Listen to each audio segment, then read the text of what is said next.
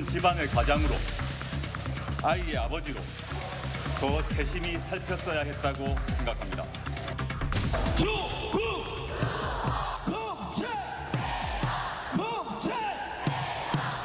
불 그만하고.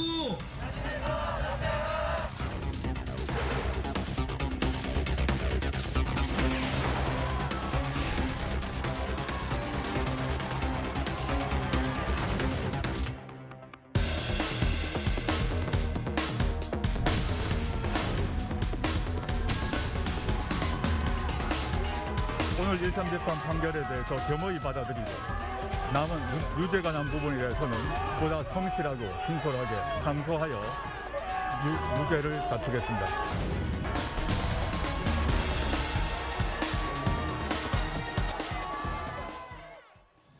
자, 자녀 입시 비리와 청와대 감찰 무마 혐의로 재판에 넘겨졌던 조국 전 법무부 장관이 1심에서 징역 2년의 실형을 선고받았죠. 이 선고의 의미 또 지금까지 정치권 쟁점들 전문가들과 함께 지금부터 짚어보도록 하겠습니다. 네, 정미경 전 국민의힘 최고위원, 김병민 전 국민의힘 비대위원, 김관욱 정치연구소 민의소장, 장현주 변호사 함께합니다. 안녕하세요. 안녕하세요. 네, 주제 바로 보시죠. 자, 조국 전 법무부 장관에 대한 이 중요 혐의 대부분이 유죄로 인정이 돼서 법원은 징역 2년의 실형을 선고를 했습니다. 하지만 조 전 장관은 법정 구속하지 않았습니다.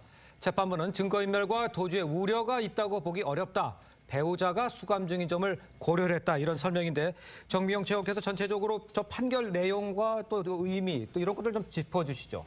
그냥 이게 굉장히 구체적으로 세세하게 말하면 되게 시간이 많이 걸리니까요. 쉽게 말씀드리면 그 아들에 대한 입시 관련해가지고 서류를 허위로 만들어서 냈다. 이런 부분에 대해서 거의 유죄 판결이 나온 거고요. 그다음에 딸 부분에 대해서 그 동양대 표창장 있잖아요. 네네. 그 부분에 대해서 조국 장관에 대해서 이제 인정한 겁니다. 그게 허위라는 거. 예, 그 의전원 들어갈 때 그 입학 서류요 관련해가지고. 그래서 이제 그런 부분에 대해서 입시 비리에 대해서 이제 그 법원이 판결을 해준 거고요. 그 다음에 이제 사모펀드 관련해서 그 다음에 차명 주식 부분에 대한 거는 무죄가 나왔습니다. 그렇습니다. 근데 이제 이 전체적으로 봤을 때 기본적으로 조국 전 장관 부부가 다 교수 출신 아닙니까? 예, 그 교수라는 그 직업을 갖고 있는 분들이 이걸 관련해 보면 위조한 거예요. 서류를 위조했다는. 그 범행 자체가 어떻게 보면 굉장히 그 상상할 수가 없죠. 왜냐하면 학생들과의 관계에서 그 신뢰 관계를 완전히 뒤집는 범죄이기 때문에 죄질이 아주 불량합니다, 사실은. 그리고 처음부터 조국 전 장관은 어떻게 보면 그 구속영장이 발부됐어야 되는 거죠. 근데 그 부인인 그 정경심 씨가 구속돼서 재판을 받고 있었기 때문에 아마 불구속 908, 이제 불구속 상태로 재판이 계속 진행이 되어 왔고요. 사실 이번에 실형이 선고됐으니까 당연히 구속이 돼야 되는데 법정에서 구속하지 않은 건 역시 정경심 씨 때문에 그런 것 같아요. 부부 두 사람을 전부 다 구속하지 않는 어떻게 보면 관행처럼 되어 있는 그렇기 때문에 돼 있는데요. 만약에 이제 이게 시간이 지나서 항소심이 되고 이제 대법원에 갔을 때는 이거는 이제 뭐 실형이 뭐 거의 저는 확실시 된다고 보기 때문에 그때는 구속을 피할 수가 없을 겁니다. 알겠습니다. 지금 정 전 최고께서 말씀하셨는데 재판부가 대학 지위를 이용해서 수년간 반복 범행한 것이다. 그래서 또 범행 동기와 재질이 굉장히 불량하다고 좀 얘기를 했거든요. 2년형 어떻게 좀 생각하시나요? 약간의 괘씸죄 성격이 있는 것 같아요. 어떤 부분에서? 그러니까 왜 그러냐면 한국 사회에서 사실 무관용이 적용되는 영역이 있어요. 군이라든가 대학 입시라든가 이 부분은 뭐 국민적 공분이 있습니다. 그래서 아마 특히나 지금 조국 전 장관이나 정경심 전 교수 같은 경우도 교수의 입장이잖아요. 어떻게 보면 보다 더 공정성을 이렇게 담보해야 되는 그런 처짐에도 불구하고 자신의 어떤 자녀들에 대해서 그런 어떤 입시 비리를 저질렀다는 것이 아마 재판부 입장에서는 조금 더 형량을 좀 강하게 잡지 않았나 뭐 이런 생각을 좀 해봅니다. 알겠습니다. 자, 지금 전체적으로 말씀을 해주셨습니다만 조 전 장관 판결의 이제 세부적인 쟁점들을 좀 하나하나 짚어볼 텐데요. 어제 좀 내용을 좀 시리즈를 보면서 설명해 올리도록 하겠습니다. 법원은 이제 조 전 장관이 받은 입시 비리 혐의 가운데서 대부분을 유죄로 인정을 했고요. 유죄수 감찰 중단에 대한 직권남용 혐의도 유죄로 인정을 했습니다.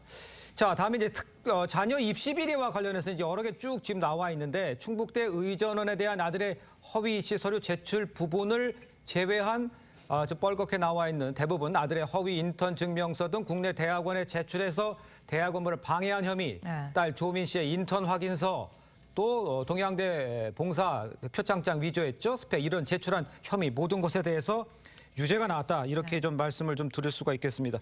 어떻게 보셨습니까? 저 내용들을 보면. 조국 전 장관이 갖고 있는 사회적 지위가 굉장히 대한민국 국민 누구나 알 수 있는 정도의 상황 아니었겠습니까? 예. 네. 진보 지식인, 서울대학교 교수 이렇게 갖고 있는 아버지의 사회적 지위를 이용해서 자녀의 입시에 부정한 일들을 수차례 저지르고 네. 여기에 대한 일들이 반복됐음에도 불구하고 조국 전 장관은 국민 앞에서 한 번도 그 일에 대한 인정 그리고 반성과 사과의 모습을 보이지 않았습니다. 오히려 2019년도의 청문회 과정들이 기억해 보시면 조국 전 장관이 기자의 묻는 질문에 대해서 국민들 앞에 아이 교육에 안위했던 아버지, 오히려 내 일에 바빠서 아이 교육에 무관심했다는 얘기를 합니다. 그렇죠. 재판 결과를 지켜보고 나니 그런 내용들과는 정상반된 모습들이 드러나서 예. 많은 국민들께 충격을 주고 있는 것 같고요.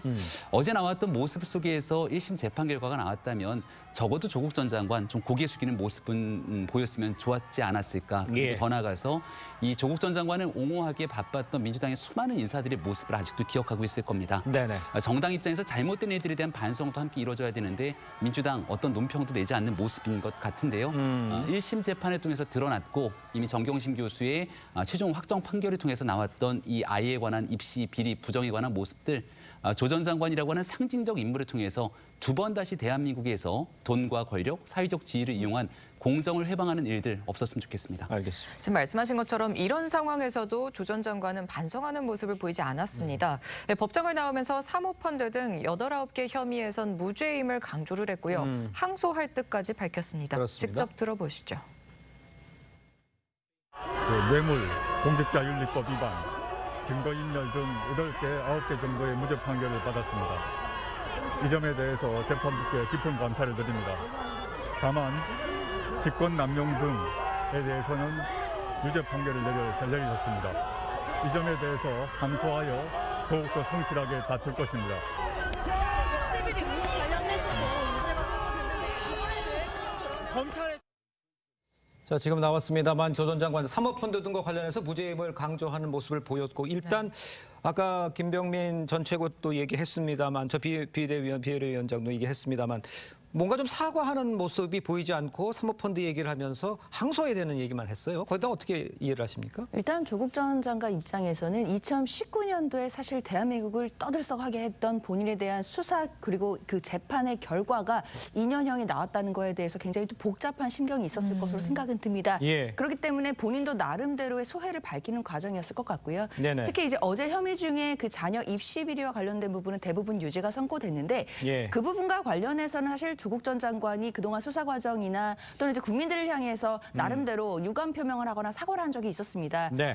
본인이 그 자녀 교육에 대해서 제대로 이제 신경 쓰지 못한 부분, 그거로 인해서 다른 분들에게 폐를 끼친 부분에 대해서는 유감 표명을 한 적은 있거든요. 예. 다만 이제 어제 선고 이후에는 이 수사가 처음에 시작됐을 때는 이른바 사모펀드 의혹으로 시작을 했던 것, 즉 권력형 비리가 있는 것이 아닌가라는 의혹으로 수사가 시작이 됐지만 네. 사실상 제대로 수사가 됐던 부분은 자녀 입시 비리 관련된 것이었고 어제 이제 선고에서도 입시 비리와 관련된 부분이 대부분 유죄가 나왔던 부분에 대해서 예. 당사자로서는 굉장히 또 복합적인 심정이 있었을 것으로 보이거든요. 그렇기 때문에 그런 부분을 좀 강조한 것으로 보이고 예. 당시 검찰이 떠들썩하게 수사를 했던 거에 비해 또 여러 가지 부분, 8에서 9가지 부분에 대해서는 무죄가 나온 부분도 분명히 있는 것이고 검찰이 구형했던 5년형에 미치지 않는 2년형의 실형이 나왔다는 부분 그리고 법정 구속이 되지 않고 재판부에서 피고인의 방어권을 인정해준 부분 등을 생각해서 본인들도 나름대로는 정치적인 메시지를 낸 것이다라는 판단이 듭니다. 알겠습니다. 네, 또 앞서 딸 입시 비리로 징역 4년을 확정받은 정경심 전 예. 교수에게도 징역 1년을 추가로 선고를 했는데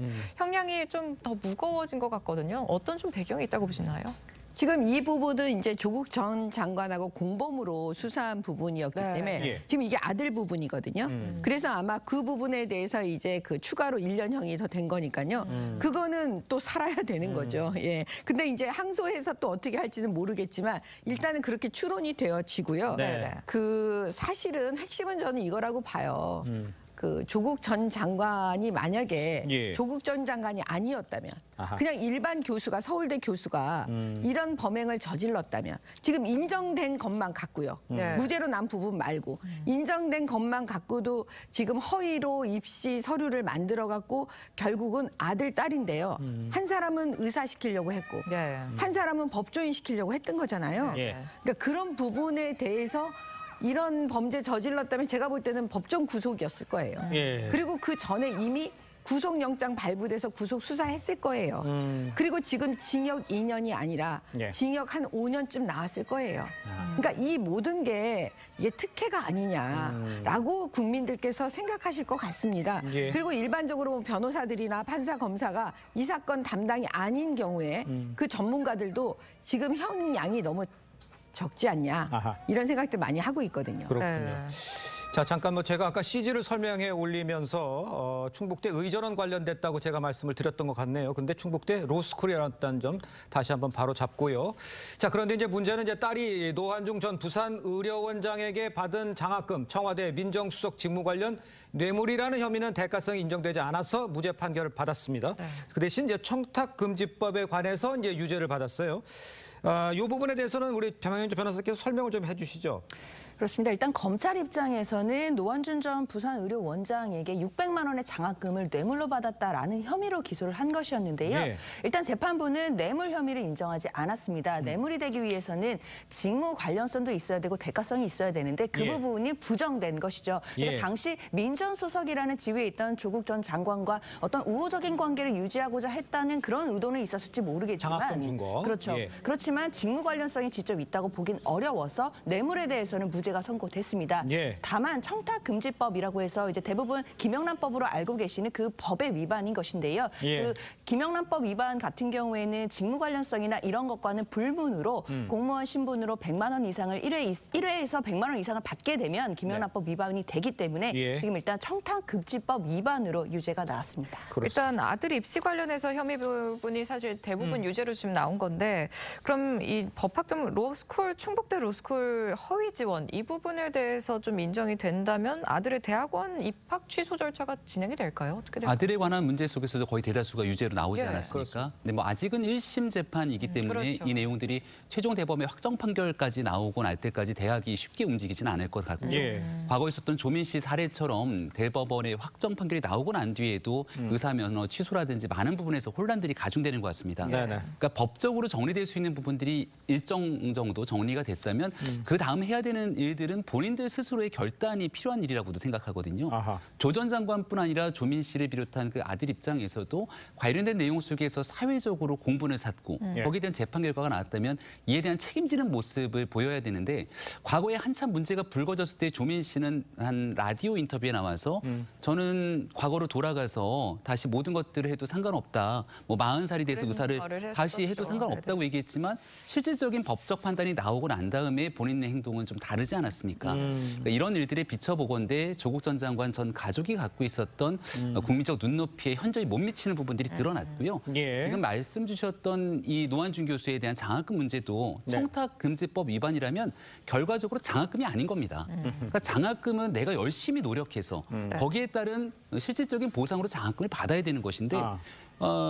그 조민 씨가 가졌던 성적 문제 이미 다 많은 국민들이 기억하고 있을 건데 예. 여기에 대해서 공부를 제대로 할 수 있는 자격이 없었던 상황에서 아버지의 지위 등에 대한 내용으로 이러한 장학금이 아닌 성격으로 또 제공됐던 측면들이 있기 때문에 많은 일들이 하나의 정상화를 가져가게 되는 재판 결과의 의미가 있다고 봅니다. 알겠습니다. 그러니까 성적뿐만 아니라 또 막 예를 들어서 뭐 가정 환경이 어려워서 예. 필요하면 장학금을 받을 수 있는데 이 두 가지 장학을 받는 해당에 다 해당이 되지 않았다는 얘기를 하신 것 같습니다. 예. 조국 전 장관은 그동안 자녀 입시 비리 논란에 대해서 자신과 관계가 없음을 일관되게 주장을 해왔습니다. 그렇습니다. 그동안의 입장들 한번 들어보시죠. 제가 아이 교육에 대해서 좀 그 점에 있어서는 무관심한 편이었습니다. 저희 아이가 자기 나름 열심히 해서 인턴도 하고 뭐도 하고 영어 시험 공부도 해가지고 들어갔습니다. 저희 아이가요, 그 학교에 가서 중학교, 고등학교 학생들 영어로 가르치는 거 실제 했습니다. 실제 활동을 했고 그에 대한 그 표창장을 받은 거 사실입니다. 서울대 공익인권법센터 인턴십 관련 서류를 제가 만들었다는 오늘 보도는 정말 악의적입니다. 저희 아이는 공익인권법센터에서 인턴을 했고 센터로부터 증명서를 발급받았습니다. 한인석 교수는 센터에서 발급한 적이 없다는 입장인데 이에 대해서는 어떻게 검찰에서 확인해 보시죠. 센터에서 분명히 받았습니다. 자, 재판부는 자녀 입시 비리 범죄, 그 범죄 동기와 재질이 불량하고 입시제도 공정성에 대한 사회적 신뢰를 심각하게 훼손했다, 이렇게 질책을 했습니다.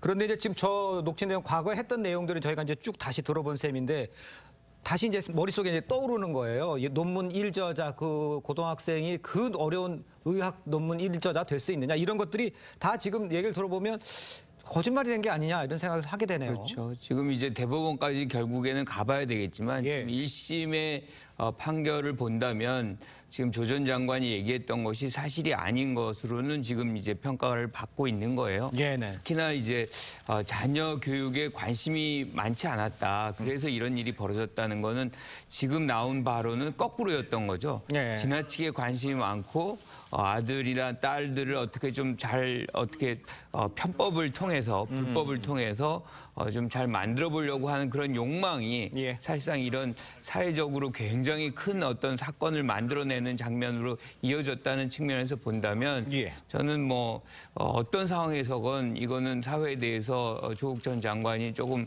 반성을 해야 되는 그런 측면이 강하다, 이렇게 봅니다. 네, 알겠습니다. 네, 또 재판부는 유재수 감찰무마 의혹에도 또 유죄를 선고했는데요. 예. 재판부는 민정수석으로서의 책무를 저버리면서 정상적인 감찰 활동을 중단시킨 이 직권남용이라고 지적을 했습니다. 네. 네, 감찰 무마로 함께 기소된 백원우 전 청와대 민정비서관은 징역 10월이 선고됐는데 이건 또 어떻게 보셨습니까? 지금 그 유재수 씨는요, 네. 대법원에서 확정 판결을 뇌물죄로 다 받았어요. 네. 그러면 그 당시 그 유재수 씨의 그 뇌물에 대한 거, 이 부분에 대해서 감찰을 하려고 했던 거예요.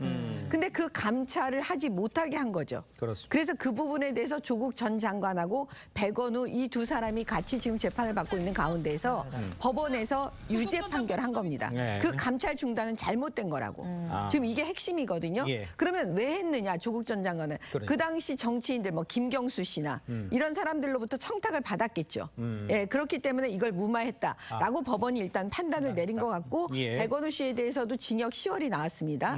그런 의미로. 근데 제가 볼 때 이거 처음에 이 문제를 제기했던 사람이 누구냐면 지금 그 기소가 됐죠. 구청장. 강서구청장. 네, 김태우. 강서구청장 네. 김태우 씨, 수사관. 김태우 네. 수사관이요. 예. 네. 예, 그러니까 이 재판에 대해서도 지금 어떤 영향을 미칠지 그거는 조금 봐야 되지 않을까. 예. 네, 그렇게 보고 있습니다. 알겠습니다.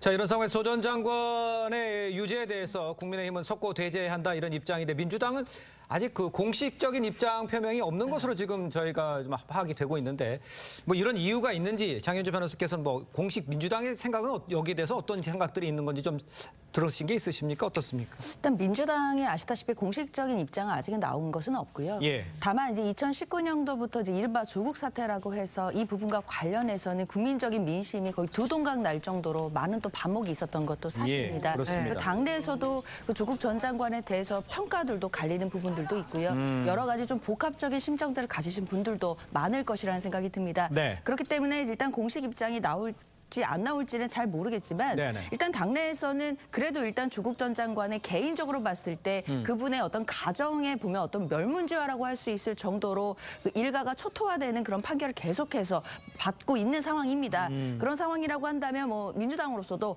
정치적인 유불리나 뭐 정치적인 이해관계를 따져서 공식 입장을 낸다기보다는 일단 지금 부분에서는 이 상처와 치유 부분에 대해서, 그리고 당원들의 마음이라든지 그리고 실망하신 국민들의 마음을 어떻게 치유할 것인지 예. 그런 부분을 먼저 고민하고 있는 것으로 그렇게 생각이 듭니다. 네, 말씀하신 것처럼 어제 법원 청사 앞에서는 재판 내내 찬반 집회가 열렸는데 약 3년 전에 대한민국 민심을 갈라놓았던 상황이 다시 벌어지는 거 아니냐, 이런 우려가 좀 커지고 있습니다. 민주당을 향한 좀 민심의 이 사태가 좀 어떻게 좀 보여질까요? 근데 조국 전 장관 사태가 다시금 이재명 대표를 향한 사건으로 연결돼서 이어지는 것 아니냐, 이렇게 보시는 분들이 상당할 겁니다. 예. 네네. 제2의 조국 사태처럼 말씀 주시는 분들도 있고요. 예. 2019년도를 생각해 생각해 보면 서초동에서 있었던 많은 분들이 사랑해요 정경심을 외치기도 하고 맞아요. 조국 전 장관은 죄가 없다, 내가 조국이다 등에 대한 메시지를 바탕으로 네. 검찰이 잘못되고 있는 수사를 하고 있다. 그리고 여기에 대해서 언론이 잘못된 보도를 하고 있다.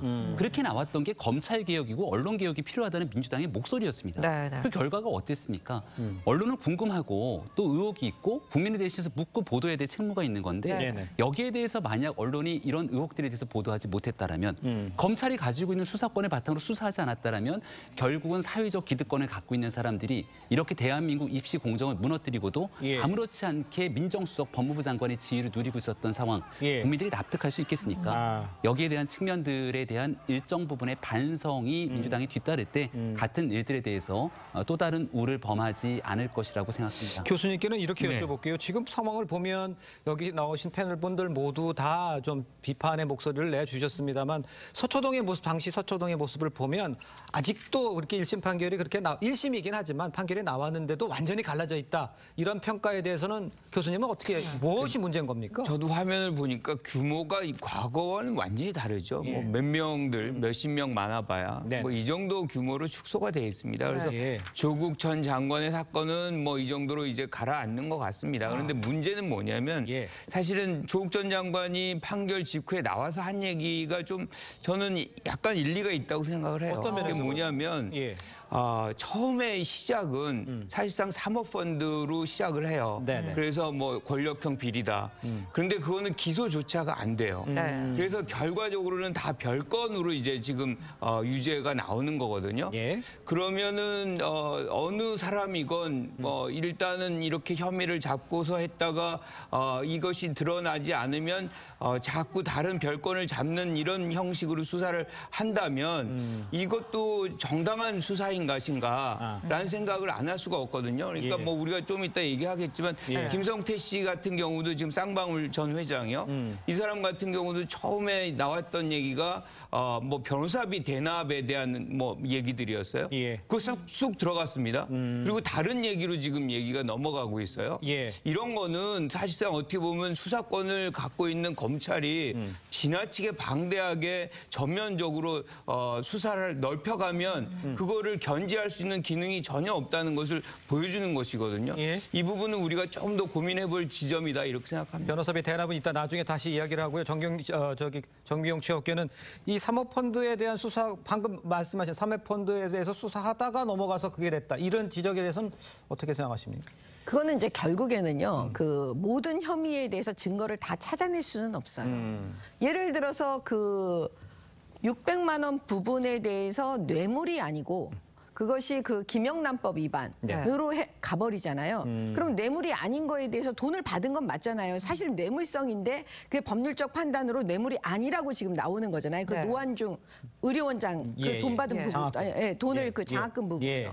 그러면 그거랑 또 사모펀드도 마찬가지입니다. 그 안에 법리적 판단이 되게 많기 때문에 그것이 그냥 그런 사실이 없다라든가 이거는 그냥 뭐 무죄인데 우리가 생각하는데 전혀 혐의가 없는 상태에서 무죄이다 이런 게 아니라 네. 그냥 판단의 문제인 거지 예. 그런 사실이 전혀 없다 이런 건 아니죠. 알겠습니다. 예. 자, 저희는 다음 주제로 좀 넘어가 보도록 하겠습니다. 자, 민주당 오늘 오후 3시경부터 사전 행사를 시작을 해서 서울 숭례문 인근 광장에서 이 장애투쟁을 지금 벌입니다. 이 검찰의 수사와 민생 파탄을 규탄하는 장애투쟁이고 또 이재명 대표도 직접 공개 연설에 나선다 이런 이야기가 네. 지금 나오고 있는데 먼저 좀 현장 화면을 준비가 되어 있습니다. 현장 화면 좀 넘겨주시죠. 예. 자, 지금 보이는 장면이 지금 숭례문 앞의 모습인데 일단 행사를 준비하려고 하는 모습이고요. 저 시민들이 지금 모여 있는 모습들이 지금 보여지고 있는데 생각보다 뭐 사람들이 더 많이 모일 것이다 이런 이야기도 있는 상황인데 집회 인원이 지금 많이 모여 있는 상황은 아직 아닙니다. 시간적 여유는 조금 있는 상황이고 이런 상황에 대했을 때 전체적인 지금 민주당 분위기는 장현주 변호사님 모두 다 나가자 이런 분위기라고 봐야 됩니까? 일단 당 내부 분위기는 좀 굉장히 뜨거운 분위기 같고요. 예. 그리고 최근에 그 그 상황에 대해서 좀 격앙돼 있는 분위기도 분명히 읽힙니다. 그렇습니다. 그리고 오늘 예. 그 장외투쟁이라고 명명돼 있지만 사실 이것은 대국민 보고 차원에서 일환이긴 한데요. 네. 그동안 이재명 대표가 야당 대표로서 민생과 관련해서 경청 투어 일정을 하고 다녔었는데 수도권에서는 한 적이 없기 때문에 특히 이제 서울에서는 한 적이 없었기 때문에 네. 그 일환으로 진행이 된다고 이제 보시면 되겠습니다. 예. 특히 일단 가장 큰 주제는 민생 파탄입니다. 난방비 폭탄이라든지 지금 물가가 너무 올라서 민생은 정말 어렵고 국민들 살기 어렵다는 소리 많이 나오고 있는데요. 네네. 이 민생 파탄과 관련해서 과연 정부가 무엇을 하고 있느냐에 대한 물음과 그리고 거기서 이어져서 민생에 힘을 써야 되는 정권이 야당 대표를 잡는 정적 제거 수사에만 매달리고 있는 것이 아니냐라는 규탄 대회라고 보시면 될 것 같습니다. 그렇기 때문에 당에서는 그 당 지도부뿐만 아니라요, 그 의원님들 그리고 지역위원회에서도 많은 인원들이 동원될 것으로 지금 보이기 때문에 예. 시간이 지날수록 더 많은 사람들이 모일 것으로 예상이 됩니다. 알겠습니다. 지금 민주당에서 장외투쟁을 벌이는 건 지금 2016년 박근혜 대통령 퇴진 촉구 운동 이후 처음입니다. 그렇죠. 도로 절반 정도가 지금 꽤 지금 통제가 되고 있는 것 같은데 그렇습니다. 국민의힘에서는 이걸 두고 이재명 대표 방탄 집회 아니냐 이런 비판을 내놓고 있거든요. 좀 어떻게 보십니까? 저는 많은 국민들도 그렇게 보실 거라고 봅니다. 그러니까 장외 집회를 6년 만에 한다는 것은 네. 그만큼 민주당도 장외로 나가는 일에 대한 부담감을 갖고 있다는 것 아닙니까? 그렇겠죠. 과거에 있었던 예. 민주당이 전매 특허처럼 밖으로 국회를 내버리고 장외투쟁에 나갔다가 국민들로부터 싸늘한 인식을 받았던 적이 꽤나 오랜 기억들을 갖고 있을 거라고 봅니다. 네. 근데 지금 왜 이렇게까지 장외투쟁, 밤샘 농성을 할 정도로 위기 다급한 상황이 지도부가 놓였는가를 보게 되면 결과적으로 이재명 대표를 향할 수밖에 없는 일이라고 봅니다. 예. 이번 주 들어서 나왔던 많은 뉴스들이 사실상 대북 송금에 관한 이슈들, 또 이재명 대표가 이야기했던 김성태 전 회장과의 관계를 거부했지만 실질적으로 나와서 통화를 했던 내용들이 있는 것 아니냐는 숱한 의혹과 질문들, 진술들을 바탕으로 기자들이 묻지만 여기에 대해서는 이런 방구 이야기를 하지 않고 오직 정부를 향한 투쟁 동력들을 확보해 나가는 모습이거든요. 예. 그러니까 만약에 이재명 대표를 중심으로 단일 대우를 결성하려 그러면 당내에 있는 다른 목소리들이 나올 수 있으니 네. 정부를 대상으로 한 투쟁의 동력으로 민주당을 하나로 묶어내려는 것 아닌가 이런 생각을 주기가 어려운데요. 예. 생각만큼 명분들이 쌓이지 않았다고 생각하고 민주당 내에서도 이 같은 지도부의 행동에 대해서 약간의 의구심을 갖고 있는 의원들도 상당히 있는 것처럼 비춰지기 때문에 예. 지금 있는 오늘의 집회가 과연 국민들로부터 얼만큼 동의를 얻게 될 것인지 아마 곧 민심의 판가름이 날 거라고 봅니다. 알겠습니다. 뭐 아까 장현주 변호사께서도 언급을 해줬습니다만 민주당 전체에서 저 모임에 나와야 된다 이렇게 이야기를 하고 있다고 뭐 말씀을 전해주셨습니다만 그런데 일부 이제 조직 동원 방식에서 일부 지역위원회가 당일 현장에 위원회별 선출직 공직자에 대한 출석 체크하겠다 이렇게 통보했다 이런 논란도 있었던 것도 사실입니다. 이런 부분에 대해서는 글쎄요 지도부의 뭐 요청 뭐 이렇게 해석을 할 수 있겠습니다만 이런 건 어떻게 이해됩니까? 보통 이제 이런 집회를 할 때요. 네. 사람 동원이 가장 문제예요. 그렇겠죠. 집회를 열었고 지금 다 언론에서 관심을 갖고 있는데 그렇죠. 예. 모인 사람이 얼마 안 되면 이게 안 하는 게 더 나을 그런 상황이 돼버리잖아요. 그렇겠죠. 예. 그렇기 때문에 당연히 할당을 하죠. 할당하겠죠. 네네. 근데 이제 문제는 노골적으로 한다는 거예요. 여기서 보니까. 그냥 우리가 예를 들어서 각 당협별로 뭐 버스 2대, 1대 올라와 줬으면 좋겠다. 이런 건 얘기할 수 있죠. 네네. 서로가 약속을. 예, 네. 거기까지는 저는 한다고 봐요. 네. 다. 근데 문제는 그게 아니라 아주 노골적으로 공천에 반영하겠다라는 거하고 똑같은 거예요. 예. 선출직 그 공직자에 대한 평가를 하겠다는 건 결국 추후에 나가는 선거에서 내가 그 공천에 우리 중앙당 입장에서 반영하겠다. 이런 의미니까 사실은 이건 거의 협박이잖아요. 네, 그런 의미로 지금 조직 동원을 하고 있으니까 예. 아마 내부에서도 여러 가지 말이 나오는 것 같습니다. 이 출석 체크에 대한 생각은 어떻습니까? 네. 뭐 일부 얘기가 있었겠죠. 그런데 뭐 정당에 계시니까 이제 잘 아시겠지만 어느 정당이든 말씀하신 대로 모이자 해놓고서 별로 안 모이면 그것보다 허망한 게 없거든요. 그러니까 이렇게 동원을 하게 되는데 이런 얘기들을 나중에 가서 그런 공천 과정에서 그때 안 나왔으니 감점하겠다.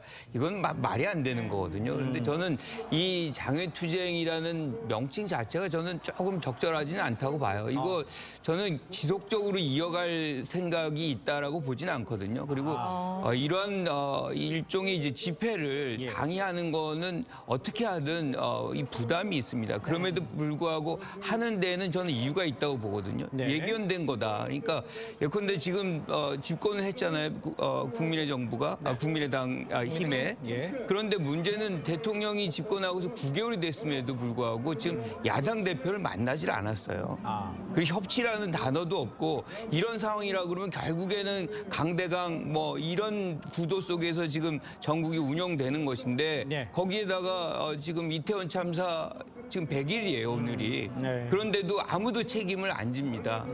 거기다가 뭐 난방비 지금 말씀하셨지만 이런 문제들 검찰의 어떤 수사 굉장히 이제 강도 높게 밀려오고 그러면 지지자들은 여기서도 우리도 힘을 보여줘야 된다라는 그런 어떤 요구가 굉장히 나오거든요. 그러면 지도부도 그거를 반영 안 해줄 수가 없어요. 그러니까 저는 그런 맥락에서 오늘의 국민보고대회가 만들어졌다 이렇게 봅니다. 알겠습니다.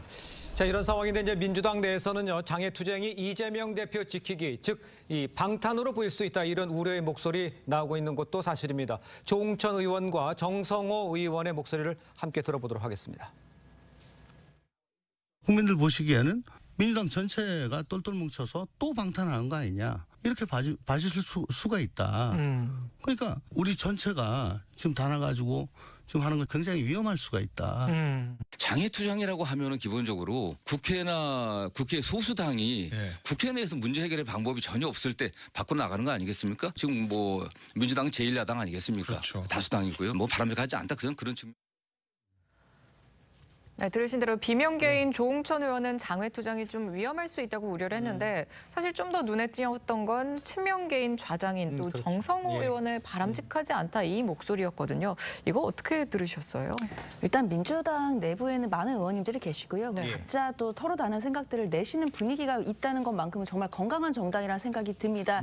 뭐 논외긴 하지만 지금 현재 국민의힘에서 이루어지고 있는 전당대회 관련한 여러 가지 뭐 얘기들이 많지 않습니까? 특히 최근에는 안철수 후보에 대한 공격들이 빚어지고 있는 부분들 그런 것과 비교해 생각해 본다면 민주당 내부에서는 뭐 친명이든 비명이든 그런 계파를 떠나서 본인들의 생각, 정치적인 생각들을 자유롭게 낼 수 있는 분위기임은 분명한 것 같다라는 생각이 듭니다.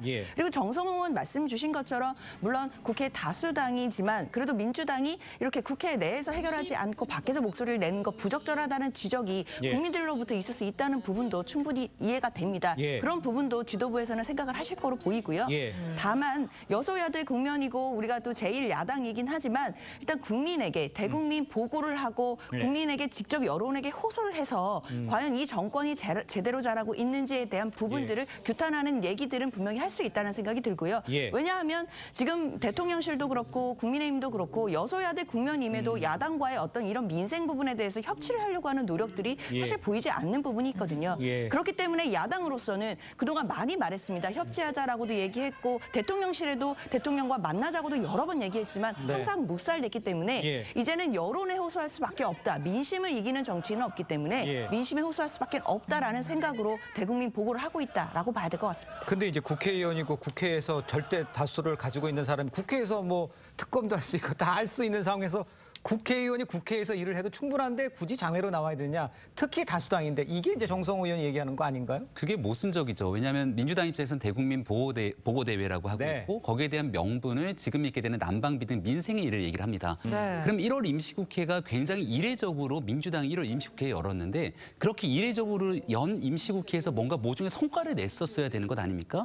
그러다 보니 1월 임시국회는 결국 이재명 대표에 대한 구속영장 혹시 청구될지 모르니 방탄 차원에서 여는 것 아니냐라고 하는 목소리에 더 힘이 실릴 수밖에 없는 거죠. 만약 정말이지 민생을 생각했다면 국회 내에서 다수당이 갖고 있는 의석을 바탕으로 집권당과 얼마든지 협의하고 소통하자고 이야기를 할 수 있을 겁니다. 왜냐하면 지금 주호영 원내대표와 박홍근 원내대표는 서로 간에 협치가 잘 되고 있는 나름대로 의사소통이 되고 있다고 생각하고요. 지금 민주당과 국민의힘 그리고 대통령과 뭔가 삐그덕거리는 목소리처럼 말씀을 주셨습니다마는 지금 있게 되는 민주당 출신의 국회의장 김진표 국회의장에게 미국 방문할 때 대통령 전용기 1호기도 내어주겠다라고 얘기하고 있는 게 정부가 가지고 있는 모습이기도 합니다. 다만 여기에 나와 있는 변수 하나가 이재명 제1야당 대표가 워낙이나 많은 사법 리스크 앞에 놓여져 있으니 이 일이 다른 시선으로 분산되는 것만큼은 막아야 됐다는 생각들을 이제 국민의힘도 갖고 있는데요. 조금 더 국민의 민생을 살피기 위한 노력들을 같이 한번 민주당 내에서도 고민했으면 좋겠습니다. 알겠습니다. 이제 장애 집회 또 장애 보고 대회 이렇게 이야기를 해줬습니다만 글쎄요. 이제 국민들이 어떻게 보느냐, 저 장면을 어떻게 보느냐 이게만 남아 있는 것 같습니다. 좀 지켜보도록 하고요. 저희는 다음 주제로 넘어가 보도록 하겠습니다. 자, 김성태 전 쌍방울그룹 회장이 불법 대북 송금과 횡령, 배임 등의 혐의로 구속 기소됐습니다. 검찰이 적용한 혐의 대북 송금 의혹을 포함해서 모두 7개로 정도로 나오고 있는데 장윤재 변호사님께서 좀 정리를 좀 해주시죠. 일단 김성태 전 회장에게 적용된 혐의는 7가지인데요. 그 7가지 혐의 모두가 다 굉장히 중요한 혐의다라고 봐야 될 것 같습니다. 먼저 북한에 이제 송금했다라고 하는 800만 달러에 대해서는 외국환거래법 위반이 적용이 됐고요. 그다음에 이화영 전 부지사에게 3억 3천만 원 가량을 정치자금법 또는 뇌물로 공유했던 혐의도 있습니다. 또한 뿐만 아니라 본인의 좀 개인적인 비리도 있는데요. 계열사의 전환사채를 발행하면서 주가 조작을 했다는 혐의, 그래서 자본시장법 위반 혐의도 있고, 그다음에 수백억의 그 회사의 자금을 횡령 또는 배임했다는 혐의까지 받고 있고요. 마지막으로 증거인멸 교사 혐의까지 받고 있습니다. 그런데 어제 그 7개 혐의 중에 가장 이제 또 주목을 받았던 부분이 과연 이재명 대표와 관련돼 있다고 그동안 의혹이 제기돼 왔던 변호사 대납 의혹 혐의는 일단 공소제기에서 빠져 있는 상태고요. 그리고 대북 송금이 특히 이제 300만 달러 부분이 이재명 대표의 방북을 위해 쓰였다라는 부분도 일단은 공소장에 드러나지 않는 걸로 현재까지는 보이기 때문에 물론 공소장이 공개가 돼서 세세하게 좀 분석을 해봐야지 알 수 있겠지만 일단 검찰로서는 시간이 좀 촉박했던 관계로 이 부분에 대한 수사가 아직까지는 미진한 것으로 그렇게 판단이 됩니다. 그렇게 판단하셨군요. 이재명 대표와의 연관성을 부인하던 김성태 전 쌍방울 회장이 이 대표의 방북 비용까지 북한에 지불했다 이런 진술을 했습니다. 김성태 전 회장이 돈을 전달할 때마다 이 송명철 북한 조선 아태평화의 부실장은 영수증을 발급을 또 해준 것으로 파악이 되기도 했는데 일단 이 대표는 이게 소설이다 이런 입장이에요. 어떻게 보셨어요? 그러니까 이재명 대표는 지금 다 부인하고 있잖아요. 모든 걸 뭐 잘 모른다. 김성태 씨 아예 모른다고 그랬어요. 그런데 지금 나중에 보니까 모르는 사이가 아니고 전화 통화도 하고 이런 사이잖아요. 서로 각 조문 무슨 그 했을 때 모친상 때 조문도 하고 사실은 이런 사이이기 때문에 모르는 사이는 아니잖아요. 그러니까 계속 지금 이재명 대표는 일단 모르쇠 전략입니다. 그런데 지금 핵심은 이거라고 보여져요. 김성태 전 회장은 저는 그 돈을 만지는 사람들은 반드시 그 돈의 움직임에 대해서 뇌물을 주거나 받거나 할 때요.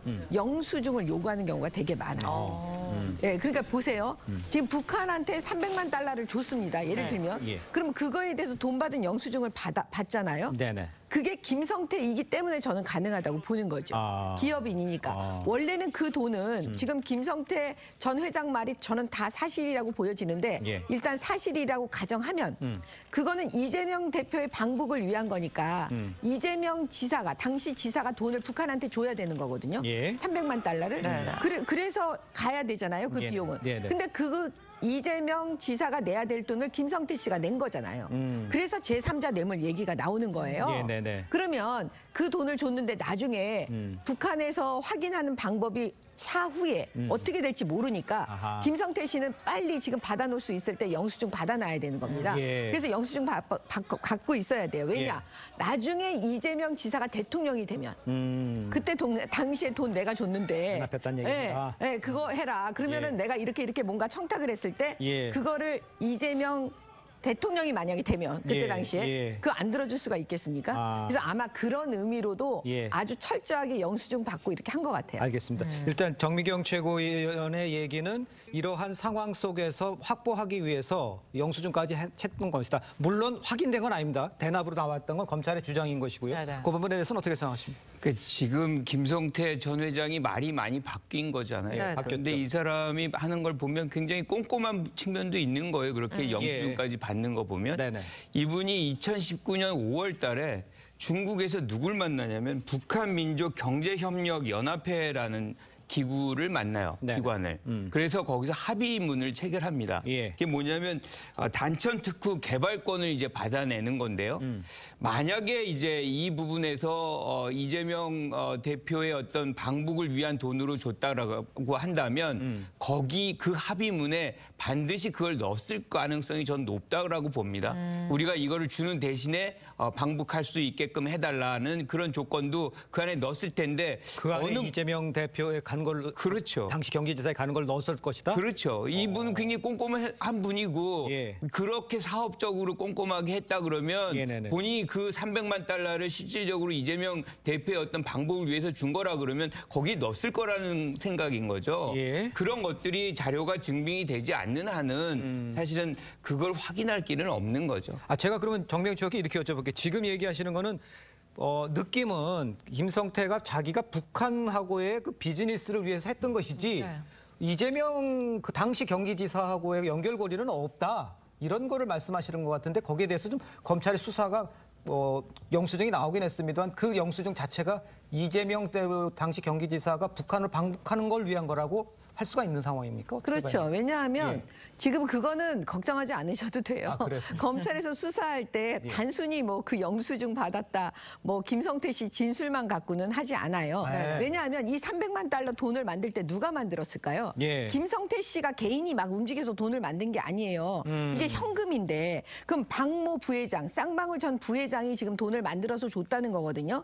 그러면 그 박모 부회장 지금 구속되어 있는데 그 사람에 대한 수사 다 했겠죠. 그다음에 이화영이라는 등장인물이 나온다니까요. 그렇죠. 그러면 이화영 지사에 대해서는 박모 전 회장이라든지 김성태 회장이 여러 가지 얘기들을 했을 거 아니겠어요?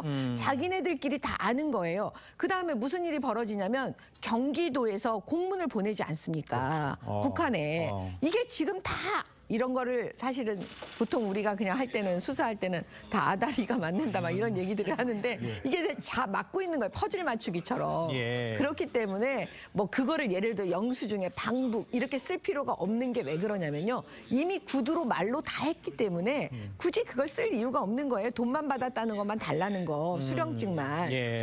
그런 얘기이기 때문에 아마 검찰에서 그거 확실하게 다 수사했을 겁니다. 알겠습니다. 네, 그런데 김성태 전 회장이 입장을 바꾼 배경에 지금 관심이 쏠리는데 MBN 보도에 따르면 또 쌍방울과의 인연은 내일을 사입은 것밖에 없다. 이런 이 대표의 발언이 배경이었던 것으로 전해졌습니다. 먼저 이 발언이 어떤 건지 다시 한번 들어보시죠. 쌍방울과 이재명은 대체 무슨 관계입니까? 내가 인연이라면 이거 내의 사입은 거 내복 사입은지. 도대체 저는 김성태라는 분 얼굴도 본 일이 없거든요. 근데 그분이 왜 제 변호사비를 내며 받은 사람은 대체 누구냐 그럼? 그 사람 잡아가든지. 정말 황당무계해요. 네, MBN은 사실 저 발언 때문에 좀 감정이 상했던 거 아닌가 좀 이런 분석을 내놨거든요. 김성태 전 회장도 어떻게 보면 다른 관련 인물들처럼 좀 배신감을 느꼈다 이런 걸까요? 유동규 전 본부장이 대표적인 케이스 아닙니까? 측근이 아니다 이렇게 얘기를 하면서 적어도 내 측근이라면 김용, 정진상 정도는 내가 측근이라고 얘기를 했는데 실질적으로 해왔던 많은 일들을 보게 되면 깊은 연관성 있는 사람으로 볼 수밖에 없었죠. 김문기 전 처장 같은 경우는 모른다라고 얘기를 했지만 실제 모를 수 없다는 내용이 많은 국민들께 여러 가지 정황 증거를 통해서 알려지고 있는 상황입니다. 그렇습니다. 김성태 전 회장 같은 경우는 내의 하나 사입은 것밖에 없다 그러면서 여기에 대한 만나거나 전화 연결한 적이 없다 그랬지만 한번 누군가가 바꿔줬을 수 있다고 얘기했다가 지금 나오게 되는 보도를 보니까 최소 4차례는 통화를 했다는 것 아닙니까? 그럼 그 최소 4차례는 통화한 것 아니냐고 이제 국민을 대신해서 묻는 기자들의 질문이 있거나 궁금할 때 여기에 대한 답을 해야 되는데 이거 뭐 근거 없는 검찰이 창작한 신작 소설이고 흥행이 안 될 것 같다 얘기를 하니까 의구심은 더 커질 수밖에 없는 것이겠죠. 그러니까 김성태 전 회장 입장에서는 이 정도 되는 상황이라면 관련된 내용 속에서 남욱 변호사나 유동규 전 본부장처럼 내가 지은 죄 있는 그대로의 사실을 얘기하고 내가 짓지 않는 죄까지 다 뒤집었을 이유는 없지 않는가 그런 상황에서 입장들이 좀 바뀌는 것이 아닌가 생각합니다. 알겠습니다. 지금 전화 4번 통화했다는 이야기를 지금 잠깐 언급을 해주셨습니다만 지금 최소 4차례 통화했다는 진술을 좀 확보한 것으로 좀 전해져 있습니다. 사실 여부를 판단하기 위해서 이제 둘 사이의 연결고리 역할을 한 이화영 전 부지사의 진술이 주목되는 상황인데 일단 이 전까지 뭐 다른 방송사의 보도에도 나왔습니다만 이화영은 이제 거기서 이제 얘기를 해서 편질로 해서 허구다 이렇게 주장은 하고 있는 상황이잖아요. 네. 장윤재 변호사님께는 이걸 어떻게 정리를 좀 하시고 그렇습니다. 계십니까? 일단 이화영 전 부지사의 진술이 굉장히 중요해지는 시점이었는데요. 네. 검찰이 당연히 이화영 전 부지사도 조사할 것으로 예상이 됐지만 그렇죠. 본인은 일단 조사 당하기 전부터 옥중에서 서신을 써서 이 자체가 전혀 프레임에 불과하고 본인은 네. 전화를 바꿔준 적도 없다라고 지금 그렇게 입장을 얘기를 하고 있죠. 밝혔습니다. 예. 그렇기 때문에 검찰로서는 김성태 전 회장의 진술만 믿을 것이 아니라 이화영 전 부지사의 진술로 들어봐야 될 것 같고요. 네. 관련된 물적 증거들이라든지 서류들 이런 부분까지 확인을 해서 과연 김성태 전 회장의 이 바뀐 진술이 얼만큼 믿을만한지 그 부분을 좀 신중하게 판단해야 될 것 같습니다. 예. 전화를 4번이나 통화했다는 이야기가 지금 나오는데 요거는 어느 정도 신빙성이 있는 거라고 봐야 됩니까? 그거는 김성태 씨가 이제 그 당시 상황을 얘기하면서 전화 통화했다고 얘기하는 거잖아요. 네. 그렇기 때문에 그 신빙성이 법정에서 판사들이 들을 때도 그 신빙성이 매우 높다고 보여지는 거죠. 예를 들어서 예. 장소를 다 특정하고 있을 거예요. 몇 년 몇 월경 어디서 무슨 뭘 하다가 이렇게 나와 갖고 했다. 네네. 그다음에 또 동석자도 있을 거거든요. 예. 그러니까 그런 모든 걸 다 조사해서 그 신빙성을 높이는 작업을 검찰이 합니다, 늘. 예, 알겠습니다.